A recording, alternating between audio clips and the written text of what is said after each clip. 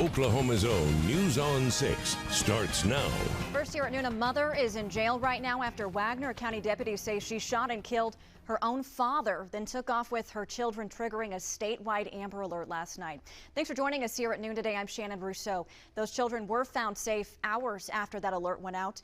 News on 6's Brooke Griffin has been following the story for us all morning and has the latest on the charges Sabrina Spurlock could face. Tulsa police say a fight between a couple ends with one of them stabbing the other. This happened at an apartment complex along Riverside around 1 this morning. Police say the woman got into a fight with her boyfriend. She told police he got physical and punched her. That's when she stabbed him 5 times. Investigators tell us the man did go to the hospital but say he should be okay. Police are now questioning that woman, but it is unclear if she'll be arrested or face any charges. We'll break that down in a few minutes. It is rough. If you looked up miserable in the dictionary, I think today you would find that there. Absolutely. All right. Thank you, Stephen.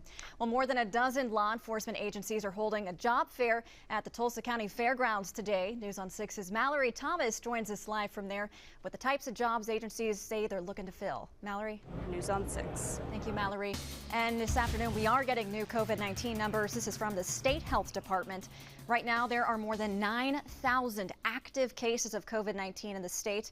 Health officials are reporting 733 new cases of the virus across Oklahoma. So that brings the 7-day rolling average to just below 1,200 new cases.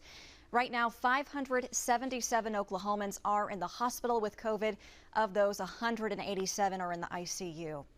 And the CDC expected to release new COVID-19 guidance later this afternoon.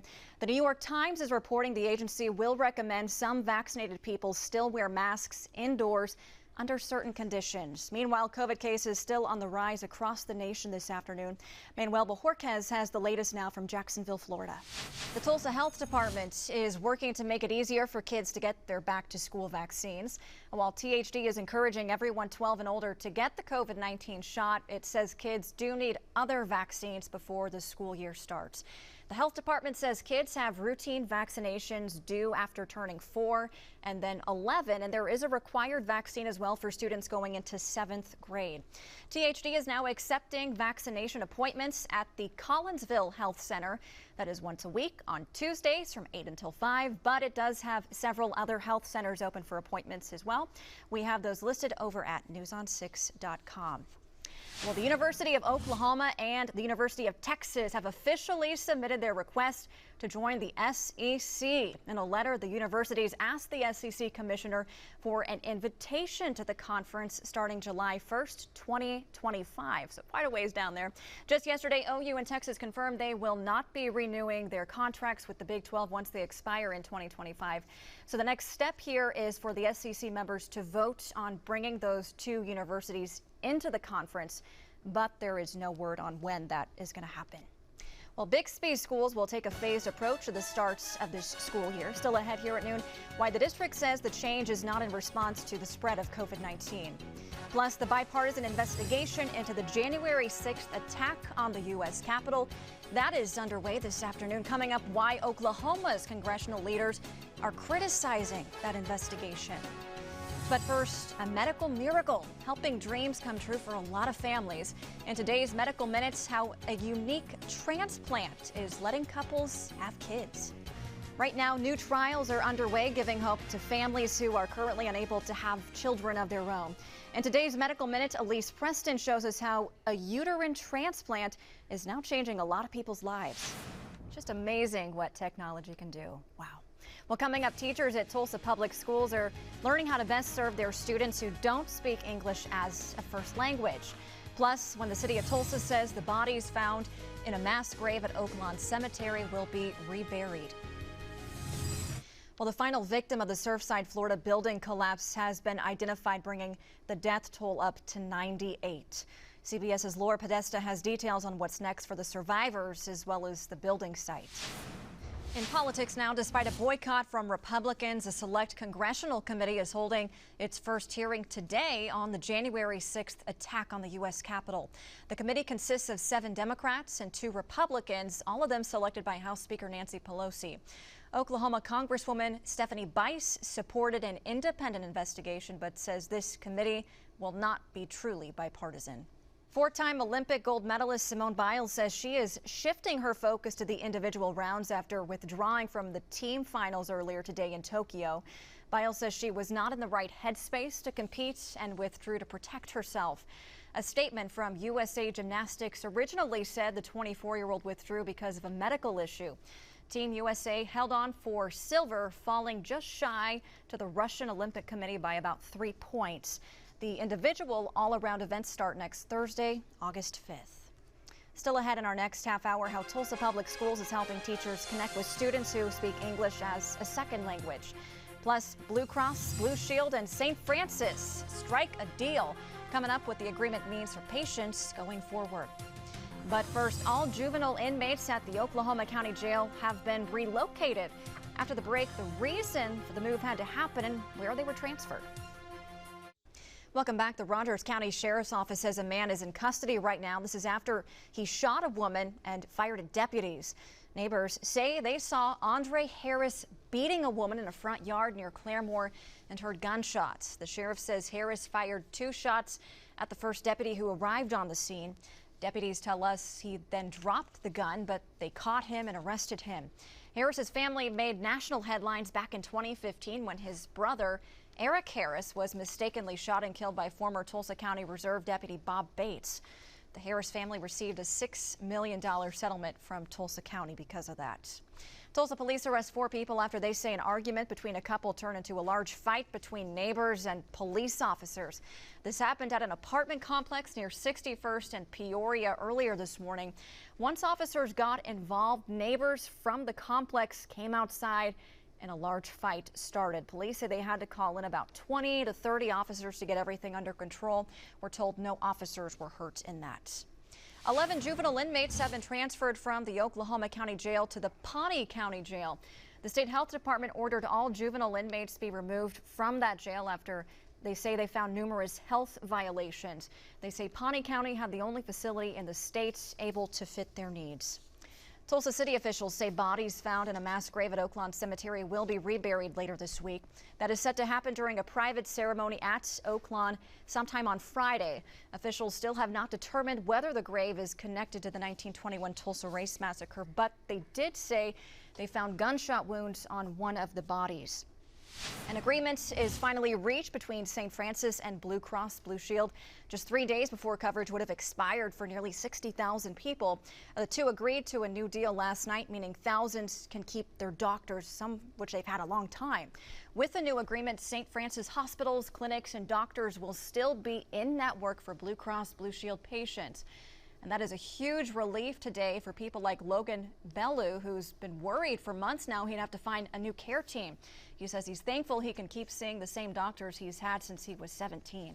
The new contract is a 3-year agreement between the two. We have statements from both St. Francis and Blue Cross Blue Shield over at newson6.com. Well, some big news today. The Oklahoma City Thunder's home arena has a brand new name this afternoon. The organization has now entered a 15-year agreement with Paycom, transforming the downtown OKC arena into Paycom Center. The venue obviously getting a makeover with new green lighting and branding on the building's exterior, roof, game floor, and scoreboard.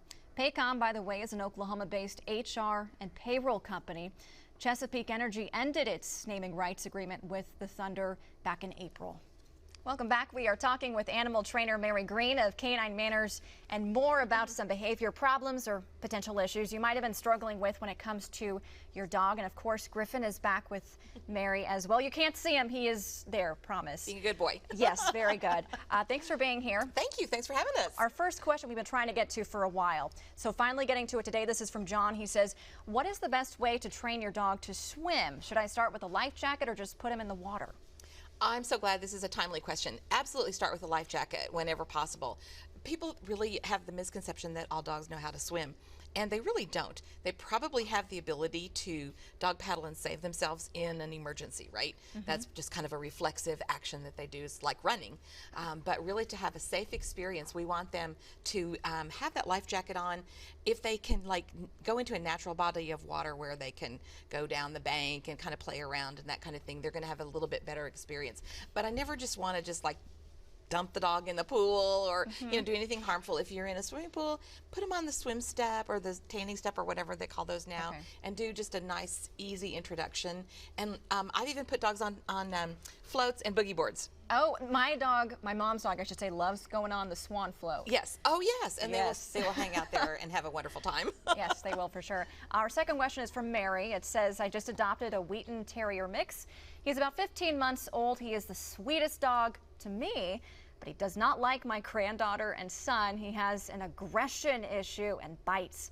Is there help for this dog? What can I do? So the first thing to do, obviously, is to be safety minded. So if the son and granddaughter don't live there, then have an arrangement where the dog can be crated or confined when they come over, and then do a gradual desensitization. I would probably recommend working with a trainer on this one, because we certainly don't want a dog to bite a child, right? I do a lot of muzzle training. I think that dogs can be comfortable and secure wearing a muzzle, and it adds a layer of security to everybody in the situation. We like the kind that actually it's like a basket muzzle, and it's made of kind of a vinyl material, and you can even give the dog a treat and he can pant a little bit and use a little bit of expression. He just can't open his mouth and bite. So rather than like a groomer's cuff muzzle, this is a little bit more of an open thing, but I would definitely work with a trainer on that aggression issue. Okay, so it's more breathable when you go out for walks. Exactly. Oh yeah, for sure. Gotcha. And then our final question is from Nikki. She says she has an 8-year-old sheepdog who has the energy level of a puppy and eats anything and everything in sight, even if it's not food. What can she do to get her to stop? Find a good outlet for that energy. It's too hot like for a sheepdog right now to be probably taking walks or playing frisbee, but maybe teach that dog to walk on the treadmill and wear the energy down a little bit. And then even if you have like 1,000 dog toys, they seem to go for the 1,001 thing that's not acceptable, right? But sometimes that is actually a medical issue that's masquerading as a behavioral problem. Interesting. Okay. So there is a medical reason why dogs eat inappropriate things, and generally they're even things that normally are not consumable. So that is worth visiting with your veterinarian or getting a referral to a veterinarian behaviorist for something like that. So it may be not entirely behavioral, but access is a big issue too. Okay. To have access to things like that. Awesome. Great answers. Thanks for answering them, and thanks for bringing Griffin again. If you have a question for Mary about training your dog, just send us an email at noonshow@griffin.news.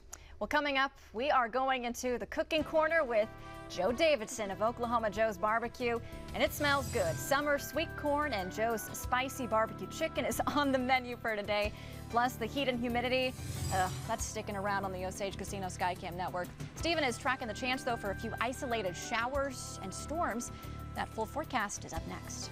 All right, thank you, Stephen. Welcome back to the Cooking Corner. Joe Davidson of Oklahoma Joe's is back with, of course, another barbecue recipe. Today it is spicy barbecue chicken with summer sweet corn, and it smells so good as always. Oh man, I love chicken and sweet corn in the summer. It just goes together like peas and carrots, doesn't it? It does, yes, and we got a huge spread right here of it. You know, one of the things that's special about summer cooking is that you want to do it more outdoors. That way you're not heating up the kitchen inside. So this is the perfect way to do this. I've been cooking corn on the cob in the Shuck for the longest time, and I like it so much better because it cooks completely. It stays moist but still crisp. And all you got to do is take it, soak it in water for about 5 minutes, and then I like to pull it out, and then I like to pull back the shucks just a little bit and put a little butter in there with it, fold them back into it, then put it on the grill, 275 degrees, and it takes about 30 minutes, flipping those about every 10 minutes to do that. Gotcha. So a slow process, but it pays off at the end. Oh my gosh, there's no doubt about that. And you talk about wonderful. People go crazy over it, and look, you even have a built-in handle for it too, so you can just go to town on that, you know. Oh, of course. And then, so we have, is there any more with the corn, or? That's really it. The chicken is a lot. Yeah, when you shuck that off of there, you know it's done because the silks of it actually start disappearing, and that's what really keeps it moist during the cooking process. So you peel it back there. When you see those silks are really beginning to disappear and peel off real easily, that's when the corn's done there, all right? Chicken. This is another thing that we love to do in the summertime, and we do it at Oklahoma Joe's every day, but we like to take it, and this is something that's rather unique, is we've got this. at our store now. Duck fat. Duck fat. Okay. All right. So duck fat, what I use it for is I spray down the chicken halves with it before I put our hog rub and yardbird seasoning on it, and that just helps it adhere more spices to the outside of the bird during the cooking process. Okay. You're going to cook with indirect heat and smoke, 275 degrees, takes about an hour and a half to cook the chickens. And if on your smoker you start noticing that it's getting too dark in color before you reach the perfect temperature, 160 internal, then wrap it in foil, and that'll keep it from getting too dark on you. So make sure, though, the critical thing is do not let it get over 160 degrees. It's not going to taste good. It's going to be dry and feathery tasting. I know, I at that told you I point. did that last week. Yeah, well, we've all made that Yeah. mistake. The thing I will tell you that I think is the best thing to do when you're cooking at 275, you've been going along for an hour and a half, check that. We've got these instant read thermometers. These are the coolest things ever because they're easy to read. You can see the numbers real easy in it, and when you stick it, a lot of thermometers take 30 seconds or so to get up to the right temperature. Right. Tell you that this one actually is instant read, so it'll give that to you. So pull the chickens. I like to pull them at 155, and they'll continue cooking and get up to 160 even after you pull them off the grill. Okay, we got about 20 seconds, Joe. I know we wanted to go over a couple of these really quickly. Yeah, we've got some really cool stuff. This is the Rambler Grill. It's tailgate season almost, so easy to go for tailgating and for camping. I told you about the duck butter. Yep. This is the coolest thing. This is actually a cocktail smoker box, so you can actually undo it and lift that up there, put your glass in there. You've already put wood chips in this area, and if you look at the bottom of this dude, see the smoke? It just goes right through that. And you can smoke your own cocktail. Bourbons and tequilas becoming the new rage now, smoking cocktails. So that's my new stuff. Awesome. Well, thank you, Joe. A lot of cool things and delicious food as well. You can check out more recipes just like this one by going over to our website, newson6.com/recipes. Be right back after this with a final check of your weather. So stay with us. Hot. Hot. That's all we need to say. Yeah, End I of mean, show. really, it's the dog days of summer. So yeah, literally, you just come out. You know the drill at this point, right? Muggy conditions. Heat index near 110 this afternoon. Take it easy. Southeastern Oklahoma, you do have some heavy downpours. So just be aware of that. Heat wave through the weekend, but it does look like we may break that early next week. Stacia's going to have an update on this at 4 o'clock. Maybe that cool down trying to build early next week. I got some cookies that are on the way from California. I hope they make it. They may just bake outside. See you tomorrow.